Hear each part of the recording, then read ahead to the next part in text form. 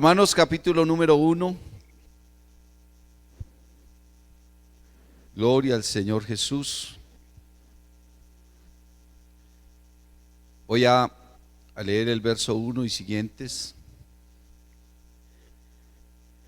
Y dice así: Pablo, siervo de Jesucristo, llamado a ser apóstol, apartado para el evangelio de Dios, que él había prometido antes por sus profetas en las santas escrituras, acerca de su Hijo, nuestro Señor Jesucristo, que era del linaje de David según la carne, que fue declarado Hijo de Dios con poder, según el Espíritu de santidad, por la resurrección de entre los muertos, y por quien recibimos la gracia y el apostolado, para la obediencia a la fe en todas las naciones, por amor de su nombre. Esa misma carta, capítulo 16, verso 25. Capítulo 16, verso 25 y siguientes dice: y al que puede confirmaros según mi evangelio y la predicación de Jesucristo, según la revelación del misterio que se ha mantenido oculto desde tiempos eternos, pero que ha sido manifestado ahora, y que por las escrituras de los profetas, según el mandamiento del Dios eterno, se ha dado a conocer a todas las gentes, para que obedezcan a la fe, al único y sabio Dios, sea gloria mediante Jesucristo, para siempre. Amén. Oremos. Señor Dios de la gloria, te exaltamos, glorificamos tu nombre. Te damos gracias, Señor, por permitirnos estar acá y poder compartir un pensamiento de tu palabra, Señor, con cada uno de mis hermanos. Dame la inspiración, la gracia, la sabiduría, para que esta palabra, Señor Jesús, corra y sea glorificada, aleluya, en tu nombre. Amén y amén. Gloria a Dios. Siéntense, por favor, pónganse cómodos.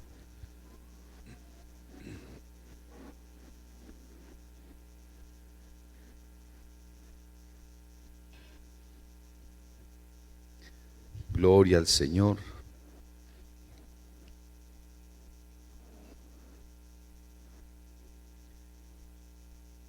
Bueno, mis amados, la carta a los romanos es un manual de doctrina que escribe el apóstol Pablo casi a finales de su tercer viaje misionero. Amén. Por allá en el año 56, año 58 después de Cristo. Casi una de las últimas cartas que escribe el apóstol. Pablo ya había estado preso varias ocasiones, había sufrido persecuciones y muchas situaciones difíciles. Y en medio de todo eso se dispone entonces a escribirle una carta a una iglesia que él no fundó. La iglesia en Roma no la fundó el apóstol Pablo. Comenzó a ser conformada por los cristianos que salieron huyendo de Jerusalén en los tiempos de la persecución. Amén. Y entonces la iglesia en Roma estaba conformada en su mayoría por griegos y el resto por judíos. La predicación del evangelio en esas condiciones no es tan sencilla, porque Porque si bien todos creyeron al Evangelio y se estaban convirtiendo al Evangelio, pues en el corazón de la mayoría de ellos se quedaban muchas cosas de lo que eran sus tradiciones. Porque sus creencias no solamente estaban establecidas o fundadas en algunos dioses o en creencias religiosas, sino que formaban parte de su cultura, de su folclore, formaban parte de la ley, de sus pueblos, de sus naciones. Entonces eran cosas entrañables en la vida de cada una de esas personas. Y sobre todo la doctrina de los griegos, que era una doctrina politeísta y muy arraigada en el corazón de los hombres, porque los griegos siempre han creído en muchas deidades. Para ellos cada evento, cada situación, cada cosa que existe, para ellos tiene un Dios. Está la diosa del amor, el dios del mar, el dios del Hades, el dios del cielo, el dios de las cosechas. O sea, para ellos todo eran dioses, el mismo sol, la luna, las cosas creadas. Para ellos cada una de esas cosas representa una diferente deidad. Amén. Roma, siendo el imperio más grande y más poderoso que haya existido, nunca nadie derrotó al imperio romano. ¿Sabía usted que el imperio romano cayó no por sus enemigos, sino por su propio peso? Fue tan grande el imperio romano que sus gobernantes no pudieron controlarlo, no pudieron sostenerlo, y el imperio romano se cayó por su propio peso, por las divisiones que hubo de manera interna. Pero para la época de los primeros cristianos, Roma, hermano, era un imperio poderoso, grande, y predicar el evangelio era un atentado directo contra el emperador, era un atentado directo contra la economía, contra la política, contra el gobierno, contra la fe de los griegos allá en Roma. El emperador se autodenominaba Dios. Nerón se declaró Dios, y no solamente persiguió a los judíos, sino que también se fue en contra del cristianismo. Entonces, que hubiese una iglesia cristiana en Roma, eso era un milagro grande. Tenían que ocultarse para poder congregarse, tenían que hacer los cultos allá en los soterrados de la ciudad, en las catacumbas. Hay un libro muy bonito, El mártir de las catacumbas, léalo, que habla de los cristianos que vivían bajo la ciudad de Roma. Ellos no se congregaban así como nosotros, que alquilaban un lugar y abrían las puertas y se ponían a predicar. No, hermano, allá encontraban 4 o 5 personas reunidas hablando de Jesucristo y sentencia de muerte inmediatamente, sin juicio.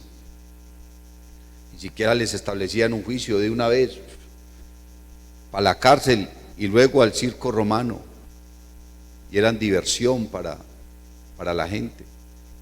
Entonces, tener una iglesia en Roma era supremamente difícil. Vivir el cristianismo era establecerse como enemigo del Estado. Pablo entonces escribe esta carta totalmente doctrinal, porque los griegos que se estaban convirtiendo al cristianismo chocaban entonces con los judíos que se habían convertido al cristianismo. Y el problema es que los judíos que se habían convertido al cristianismo no tenían muy claro la doctrina del evangelio. Ellos habían creído en Jesucristo, pero ellos seguían guardando la ley.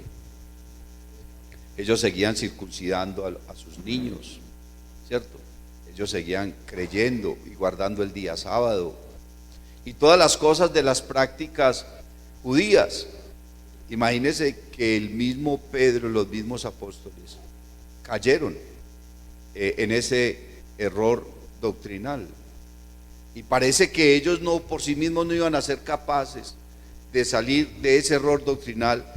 Y Dios tuvo que levantar un apóstol diferente a los apóstoles que él ya había establecido. Y para poder ser apóstol, hermano, había unas condiciones. Y una de las condiciones para ser apóstol era haber visto a Jesús. Era haber visto a Jesús y ser instruido directamente por Jesús. Yo no sé cómo hay gente que hoy en día dicen que son apóstoles, cuando eso va en contra de lo que dice la palabra de Dios. La Biblia dice que debemos edificarnos en la doctrina de apóstoles y profetas, siendo la principal piedra del ángulo Jesucristo mismo. Quiere decir que el ministerio del apóstol es establecer la doctrina. Y resulta que la doctrina ya está establecida.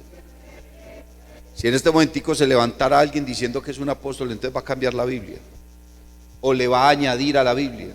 No, la doctrina ya está establecida. El ministerio de los apóstoles y los profetas fue transitorio, para que usted no se deje engañar. Que el apóstol fulano, que el profeta fulano, no coma cuento. Eso es ignorar las escrituras. Eso es ignorar las escrituras.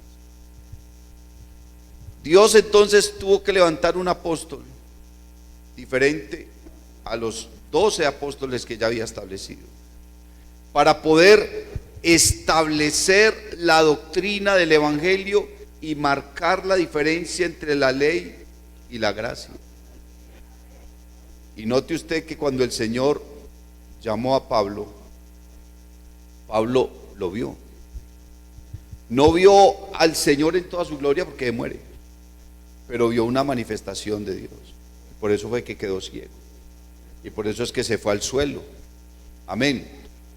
Y se quedó ciego y tuvo que ir a Ananías a orar por él para poder recobrar la vista. Y cuando Pablo, que en ese tiempo se llamaba Saulo con su nombre griego, Saulo de Tarso. Tarso no es su apellido, sino que él era de la ciudad de Tarso. Jesús no era de apellido Nazaret, no, se llama Jesús de Nazaret porque él venía de una población que llamaba Nazaret. Amén. Saulo, que venía de Tarso, entonces el Señor se le manifestó y lo llamó, le habló. Amén. Saulo tuvo una visión, cayó al suelo, quedó ciego. Y entonces ahí se cumplió ese requisito. Y Saulo no fue instruido por los apóstoles. Es más, cuando él estaba cerca de los apóstoles le sacaban el cuerpo, porque sabían que él era un perseguidor de la iglesia y que él venía y los arrestaba y los mataba y en fin. Entonces cuando él vio ese rechazo tan tremendo de todos los discípulos del Señor, él fue y se encerró 14 años, dice la Biblia. Se encerró 14 años a orar, a ayunar y a estudiar. Nosotros llevamos 2 meses de convertidos y ya queremos predicar. Eso no es así. 14 años. Y por eso Pablo dice, el evangelio que yo recibí, lo recibí directamente de Dios. A él no se lo predicó nadie. Se encerró 14 años con todos los libros de la ley, a leer y a estudiar. ¿Y qué estaba buscando Saulo? Bueno, ya se llamaba Pablo. ¿Qué estaba buscando él en la ley? Estaba buscando a Cristo. ¿Por qué? Porque la Biblia nos está hablando de un misterio. Acá en la carta a los Romanos nos está hablando de un misterio que fue oculto a todas las generaciones anteriores. Y Pedro habla de ello. Pedro dice, los profetas indagaron y diligentemente escudriñaron cuándo era el cumplimiento de los tiempos. ¿De los tiempos de qué? De algo que ellos todavía no habían conocido. ¿Qué no habían conocido? El Evangelio. Porque el Antiguo Testamento, hermano, habla de un Mesías y de un Cristo que habría de venir. Amén. Y que el pueblo de Israel, cuando Cristo vino, no lo conocieron, no lo recibieron, no entendieron. Bueno, porque Dios mismo les endureció el corazón. Amén. Entonces Pablo se fue 14 años con todos los libros de la ley a escudriñar, a leer, a volver a leer, a seguir escudriñando, a orar, a pedirle a Dios revelación. ¿Qué es lo que usted me mostró? ¿A qué fue lo que usted me llamó? ¿Qué es lo que usted quiere conmigo? Y se metió a estudiar y a leer y a leer, y a leer. Hay gente que quiere predicar y nunca ha leído la Biblia. Les da dificultad aprenderse en un versículo, pero quieren predicar. Eso no es así. Esto, hermano, cuando usted se pare aquí, usted tiene que saber qué es lo que está diciendo. Porque uno no se puede parar aquí a hablar de uno. La gente no se convierte por el testimonio de uno. Así su testimonio sea muy impresionante. La gente se convierte es por la palabra del Evangelio, por el mensaje de Cristo. Y eso fue lo que Pablo se propuso. Si usted nota en el libro de los Hechos de los Apóstoles, Pablo en 4 oportunidades testificó de su conversión, pero en ninguna de esas testimonios se convirtió nadie. Por ahí hubo un rey que le dijo: por poco y me persuades a ser cristiano, el rey Agripa. ¿Por qué? Porque con su testimonio no logró convencer a nadie. La gente que Pablo se ganó fue porque les predicó el Evangelio. Es el testimonio de Cristo el que transforma a la gente. Uno sí escucha testimonios y uno a veces de pronto dice un testimonio de uno, pero algo pasajero. Pero es realmente el mensaje cristocéntrico el que hace que la gente se convierta. Pablo entonces se fue 14 años, hermano, a estudiar, a orar y a ayunar. Y cuando salió a predicar el Evangelio, hermano, los mismos apóstoles tenían que guardar silencio delante de él. Y Pedro, después de que no lo miró y no lo recibió como muy bien, tuvo que reconocer la autoridad del apóstol Pablo y decir que Pablo decía cosas que eran difíciles de entender y que mucha gente las torcía, pero tuvo que reconocer la autoridad del apóstol Pablo. Al principio lo rechazaban y Pablo tuvo que defender. Usted lee la carta a los Corintios y Pablo tuvo que defender su ministerio y les decía: ustedes quieren saber cuál es mi apostolado, y les mostraba, hermano, las heridas que tenía, las pedradas, los azotes que recibió. Para hasta una serpiente lo mordió, ¿cierto? Naufragios, la autoridad que él tuvo por la predicación del Evangelio. Tuvo que corregir la doctrina de la iglesia. Tuvieron que hacer una asamblea en Jerusalén y reunirse todos los predicadores, hermanos, venir y retornar de donde estuvieran. ¿Por qué? Porque tenían que corregir la doctrina, porque estaban predicando lo que no era. Es que es increíble, porque estaban mezclando la ley y estaban mezclando la gracia. Y usted mira ya el concilio de Jerusalén, como Pablo tuvo que testificar de las cosas que Dios había hecho con él y lo que realmente tenían que predicarle a los gentiles, y que ya no había necesidad de guardar esa ley, porque ahora habíamos muerto para la ley, y que la única manera de ser libres de la ley era muriendo para ella y naciendo para Cristo a través de la gracia. Ese es el resumen de la carta a los romanos. La carta a los romanos, Pablo traza a esa iglesia que es una iglesia joven, una iglesia inmadura. Porque qué bueno, hermanos, que nosotros aprendamos a madurar. en la fe. Porque lo que el texto me está diciendo a mí, gloria al Señor Jesús, es Pablo, siervo de Jesucristo, llamado a ser apóstol, apartado para el Evangelio de Dios, que él había prometido antes por sus profetas en las Santas Escrituras, acerca de su Hijo, nuestro Señor Jesucristo, que era del linaje de David, que fue declarado Hijo de Dios con poder según el Espíritu de santidad por la resurrección de entre los muertos, y por quien recibimos la gracia y el apostolado. ¿Para qué se enseña? ¿Para qué se predica? ¿Para qué tenemos que conocer la doctrina? ¿Por qué estudiamos la palabra? Dice, para la obediencia a la fe. ¿Dónde ha leído usted en la Biblia que la fe hay que obedecerla? Uno tiene en la palabra el concepto de que la fe es para creerla. Porque la fe es el hecho de creer, es pues la fe la certeza de lo que se espera y la convicción de lo que no se ve.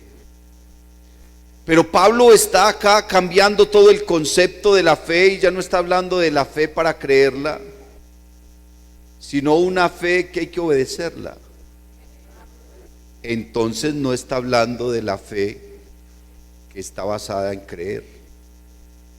Yo creo que el Señor sana a un enfermo. Yo creo que el Señor perdona los pecados. Yo creo que el Señor transforma al pecador. Yo creo que el Señor hace milagros, que escucha nuestra oración. Amén. Pero una cosa es creer eso y otra cosa es obedecer la fe. Entonces, ¿de cuál fe está hablando? Está hablando de la doctrina. Está hablando de la enseñanza.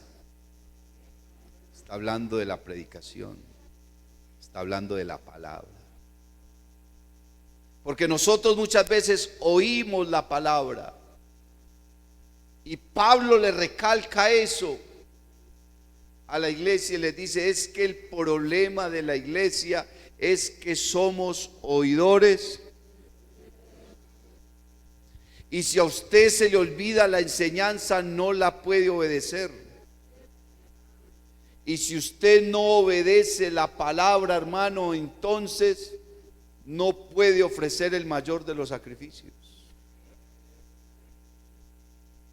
Usted puede orar mucho, usted puede ayunar mucho, usted puede predicar muy bonito, pero si usted no se sujeta y usted no obedece, entonces si usted no se somete de esa manera, no puede alcanzar la salvación.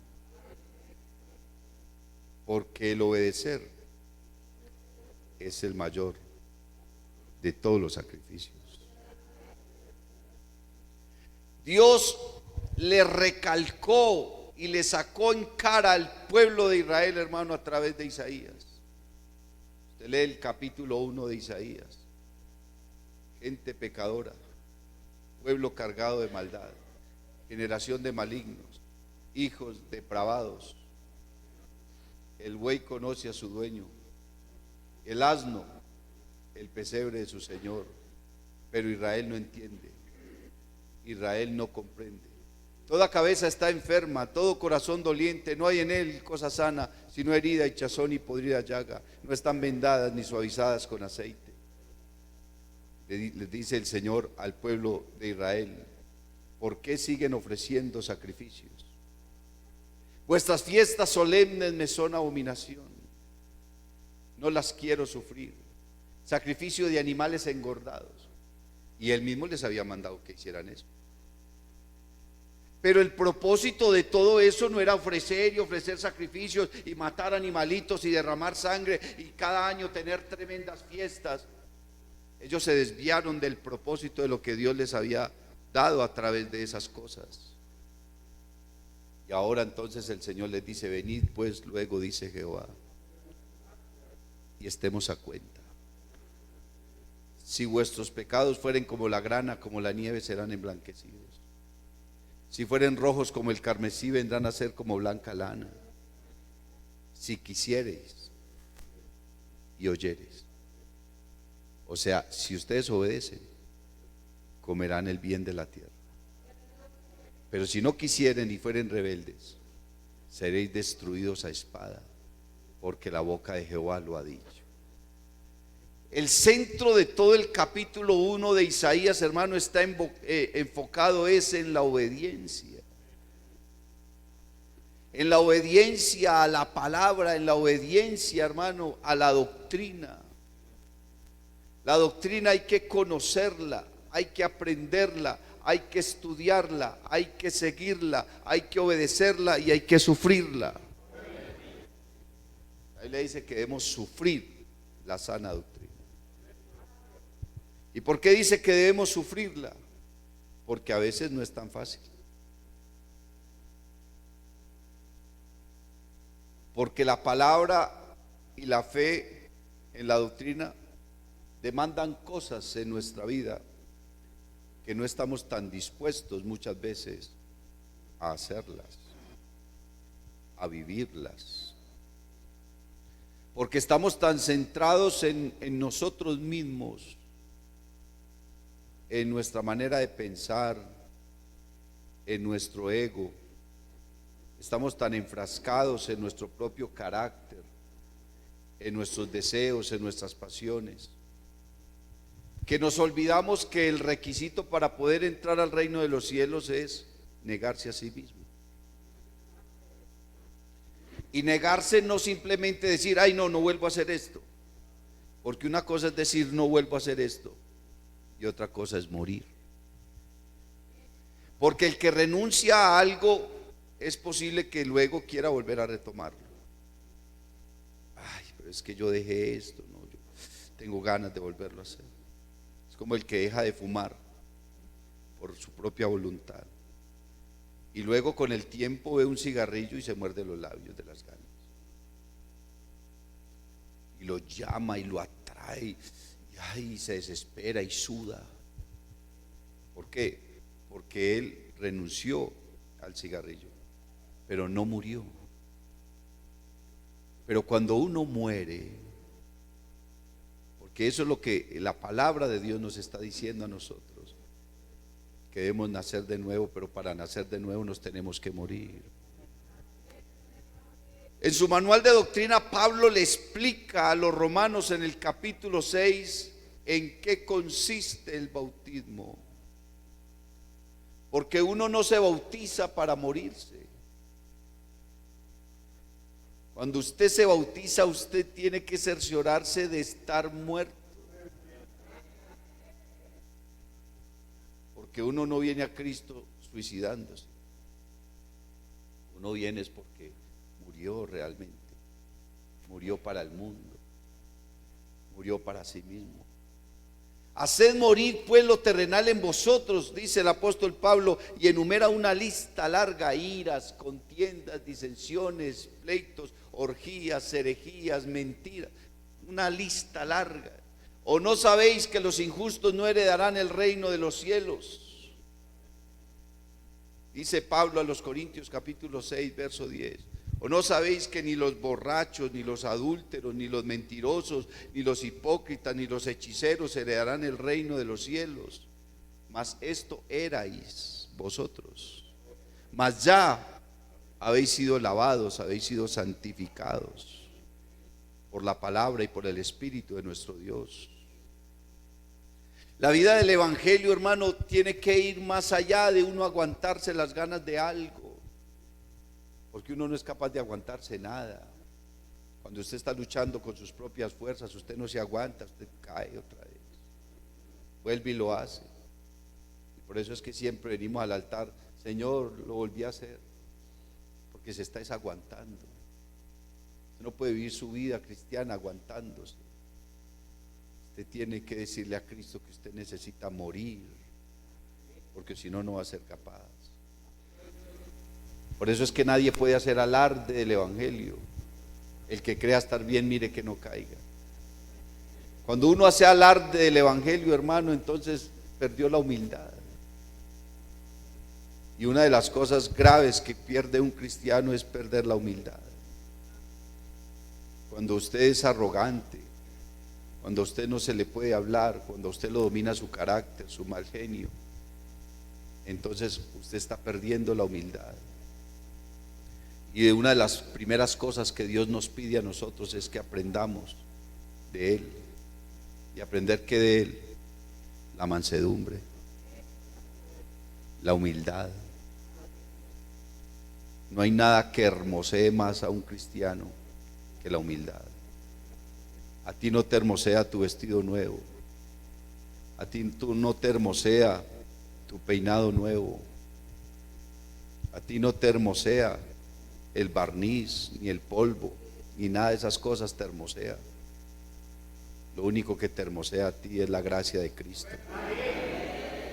Y la gracia de Cristo se refleja a través de la humildad, porque al altivo lo mira de lejos. Pablo traza este mensaje en la carta a los Romanos, un mensaje teológico donde hace una diferencia de la ley y marca una diferencia en la gracia, y comienza hablando de la gracia. Es a través de Abraham, que es el ejemplo de la gracia. Es que el derrotero de la doctrina de la gracia se inició, hermano, en la dispensación de la promesa con Abraham. Ahí es donde se inicia todo. Por eso es que Abraham es llamado el padre de la fe. No porque haya tenido más fe que todos, sino que fue el primero que creyó, hermano, a Dios de la manera como se debe creer en la gracia, aunque antes de él muchos creyeron. Imagínese uno hacer un barco en medio de un desierto cuando nunca había llovido. Eso fue una forma de fe. Pero Dios no le dijo a Noé que cambiara su vida, que dejara su familia, que dejara todo. No, que dejara su manera de ser, que cambiara lo que había creído. Dios no le pidió eso a Noé. Dios le dijo a Noé: construye un arca de madera de gofer y entra con tu familia en ella, y ahí te vas a salvar. O sea, Dios a Noé no le pidió que cambiara nada en su vida. Le creyó es porque sabía, entendió que el mundo se iba a acabar y que necesitaba salvarse. Pero Abraham era un impío, descendiente de una familia de impíos. Ni siquiera se podían decir gentiles, porque los gentiles se marcaba era cuando ya existía el pueblo de Israel, pero cuando Abraham no existía el pueblo de Israel. Solamente un hombre de una descendencia iba heredando la palabra de Dios de manera oral. Pero a Abraham nadie lo evangelizó, a Abraham directamente le habló el Señor. Y él era un impío, de familia de impíos, en una tierra idólatra, en una tierra de impíos, hermano. Y Dios llamó a Abraham de allá, Padre enaltecido, lo llamó y le dijo: vete, sal de ahí, de tu tierra, de tu parentela. No era solamente desplazarse de un lugar a otro, no era el hecho de abandonar a su familia, era sacárselos del corazón. Era sacarse de su corazón su tierra, porque ¿qué representaba la tierra? Representaba su fe, su religión, su cultura, su economía, representaba todo para él su tierra. Usted viaja a otro lugar, hermano, y usted puede estar pasando muy bueno, pero usted no ve las santas horas de regresar a su casa, porque usted puede estar en el mejor sitio del mundo, pero usted allá será extranjero. Usted solamente se siente ciudadano en su tierrita. Y cuando ese avión aterriza en la tierra de uno, qué belleza. Cuando usted llega a su casa, eso es una maravilla, porque esto es lo de uno. Pero Dios le dijo a Abraham que renunciara a eso, porque la tierra representaba todo lo que él había creído toda la vida. Allá en esa tierra estaban sus amigos, sus líderes, sus compañeros, sus familiares, sus sueños, sus anhelos, su fe. Todo estaba puesto en esa tierra. Y Dios le dijo a Abraham: deje todo eso Y el problema de mucha gente hoy, hermano, es que se entregan al evangelio, pero no renuncian, no salen de Egipto. Ese fue el problema de Israel, que salieron de Egipto, pero su corazón se quedó en Egipto. Salieron de Egipto, pero su corazón se quedó allá. Todavía tenemos muchas prácticas mundanas. Todavía estamos aferrados a nuestra vanidad.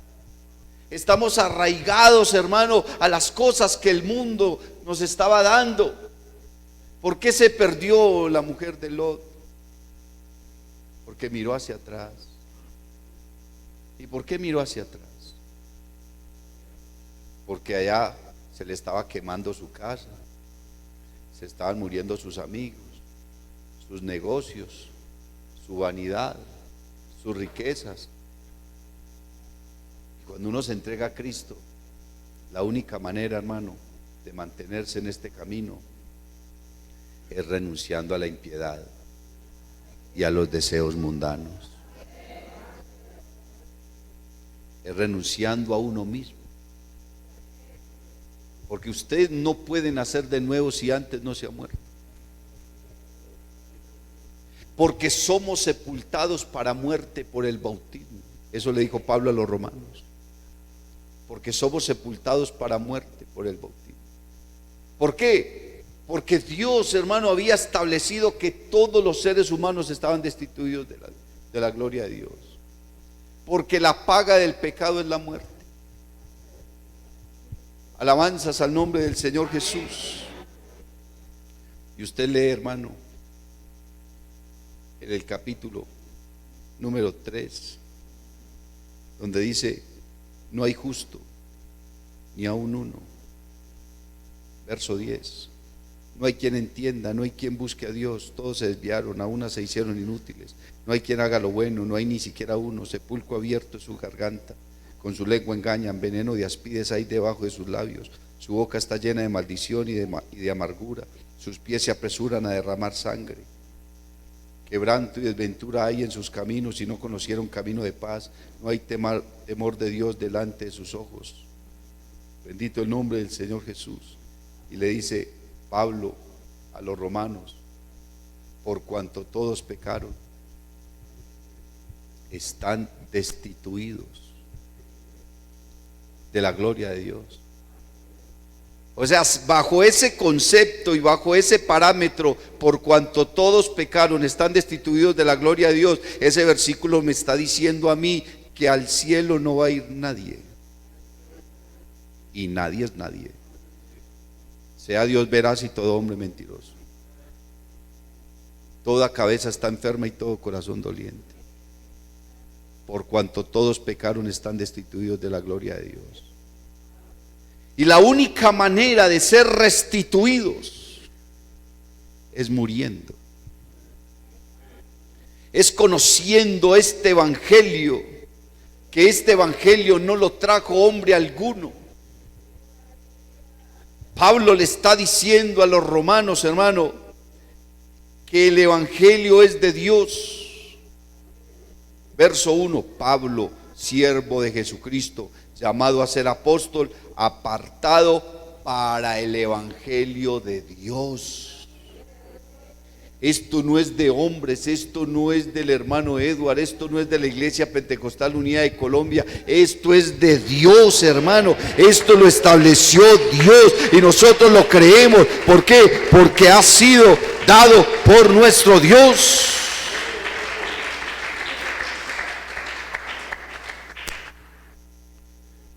¿Y cuál es el contexto de esas palabras que Pablo está hablando, que el evangelio viene de Dios? Por eso yo leí 2 versos al inicio. Y leí también en el capítulo 16, verso 25, dice: y al que puede confirmaros según mi evangelio y la predicación de Jesucristo. La confirmación, hermano, de la veracidad del evangelio es Cristo en tu vida. A ti nadie te puede quitar lo que has sentido, las experiencias que has vivido con Dios, lo que Dios ha hecho en tu corazón, cómo te ha perdonado, cómo te ha transformado, cómo te ha sanado, cómo escucha tu oración, cómo te guarda, cómo te llena con su Espíritu Santo. Esa es la confirmación. Por eso estamos aquí, por lo que Él ha hecho en nuestra vida, no solamente por lo que hemos oído. Porque el evangelio no consiste en palabras, sino en poder de Dios. Y el poder de Dios se ha manifestado en tu vida. Y como ese poder se ha manifestado en tu vida, entonces Pablo le dice a los romanos: porque no me avergüenzo del evangelio. ¿Y por qué no te avergüenzas del evangelio, Pablo? No me avergüenzo del evangelio por una razón. Porque es poder de Dios para salvación. ¿Cómo así, hermano Pablo? Explícame eso. Cuando el evangelio llega a tu vida, tú eres indigno. Tú eres un pecador.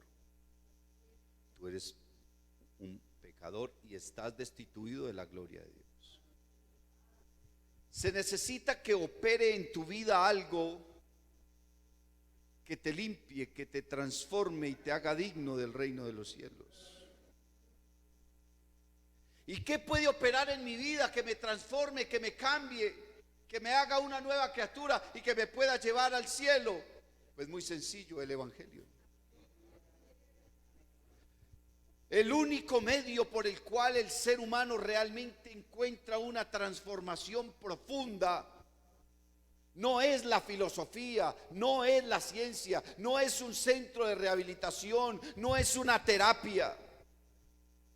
Lo único que puede cambiar realmente la existencia del ser humano es la palabra del evangelio, porque esa palabra no consiste en palabras, sino en el poder de Dios que opera en tu vida, te transforma.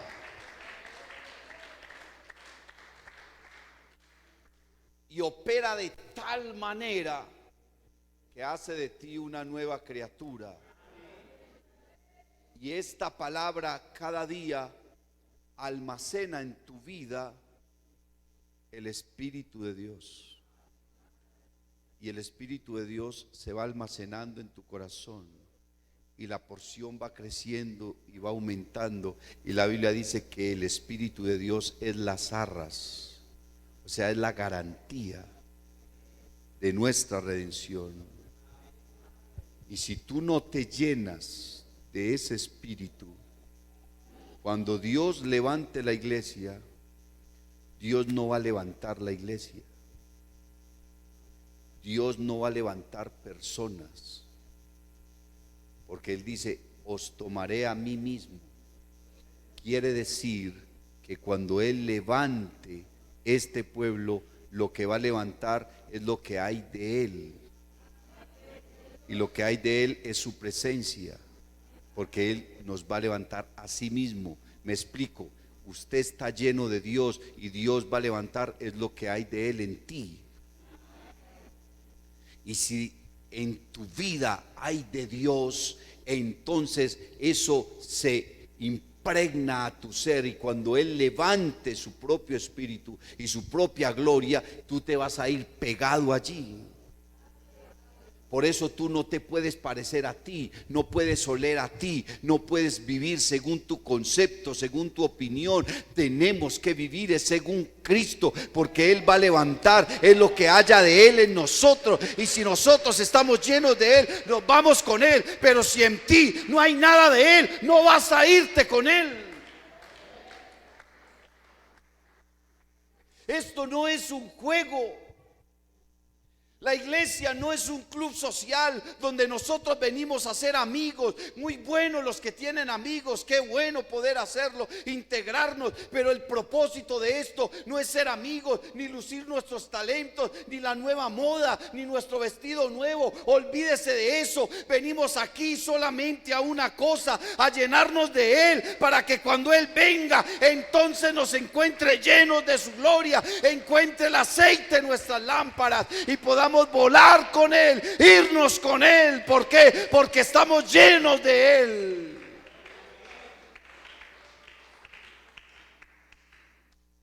Las vírgenes todas tenían lámparas, o sea, todas eran evangélicas, todas eran cristianas, tenían lámparas, todas iban a culto. Y hubo un momento en que todas tuvieron aceite. Pero a la mitad de ellas se les agotó el aceite. El problema no es que se les haya agotado el aceite. El problema es que no lo volvieron a recargar. El problema es que entramos en un conformismo y no nos volvemos a llenar. ¿Cuánto hace que usted no habla en lenguas? ¿Cuánto hace que usted no se llena de Dios? ¿Cuánto hace que usted no pasa a un altar pidiendo perdón? ¿Cuánto hace que no derramas una lágrima delante de Dios pidiendo perdón? Entonces el aceite se agota, parece que se fuera evaporando. El problema de aquellas vírgenes es que dejaron agotar el aceite y no lo recargaron, porque sus lámparas estaban rotas, porque sus cisternas estaban rotas, estaban fisuradas. Pero si tú vienes aquí, no a mirar quién canta o quién predica, no a mirar cuál es el vestido nuevo que se puso aquella, o con quién me voy a tomar una foto para el Facebook, sino que vienes porque sabes que tu aceite se está agotando, y que si Cristo viene y tu aceite está agotado, te quedas. Si vienes acá, no para lucir tu talento, para que te vean, sino que vienes porque sabes que tu aceite necesita ser recargado, que tu lámpara necesita llenarse, porque en cualquier momento, hermano, es que no sabemos, ese es el problema, es que no sabemos cuándo, no sabemos en qué instante. Y será tan rápido que no habrá tiempo de reaccionar, no habrá tiempo de pedir perdón, no habrá tiempo de llorar, no hay tiempo de nada, hermano. Será en un abrir y cerrar de ojos, milésimas de segundo, y fue el que se fue, y el que se quedó, y no hay otra oportunidad. Buscad a Dios entre tanto que puede ser hallado, clamad a Él entre tanto que está cercano. Deje el impío su camino y el hombre inicuo sus pensamientos, y vuélvase a Jehová, el cual tendrá de él misericordia, el Dios nuestro, el cual será amplio en perdonar. Pablo le escribe esta carta a los romanos. ¿Para qué? Para que obedezcan, porque no hay otra manera. No es por tu concepto, no es por tu manera de pensar, no es porque sea tu congregación preferida, nada de tiene que ver con eso. Es porque realmente tú te estás llenando o no de Dios. ¿Quieres señales? No hay necesidad de predicarlas. Sabemos, hermanos, que esto está que se acaba. Sin embargo, yo no me voy a consagrar porque crea que esto está que se acaba. Yo tengo que llenarme. Es porque yo lo amo a Él, porque yo lo necesito de Él, porque yo preciso de su amor, de su gracia y su misericordia. Pablo les pone el ejemplo de Abraham, porque Abraham le creyó a Dios. no al predicador, no a la congregación X, no, nada de eso. Le creyó a Dios. Y si Dios me dice a mí que haga esto, lo hago. ¿Por qué? Porque es su palabra. Porque de eso depende mi vida, porque de eso depende mi salvación, porque de eso depende mi relación con Él. Y dice la Biblia, y Abraham le creyó a Dios, y el hecho de haberle creído a Dios, pues le fue tomado por justicia. O sea, fue justificado, fue perdonado y hecho candidato al reino de los cielos, porque le creyó a Dios. Cualquiera pues que me oye estas palabras y las hace, le compararé.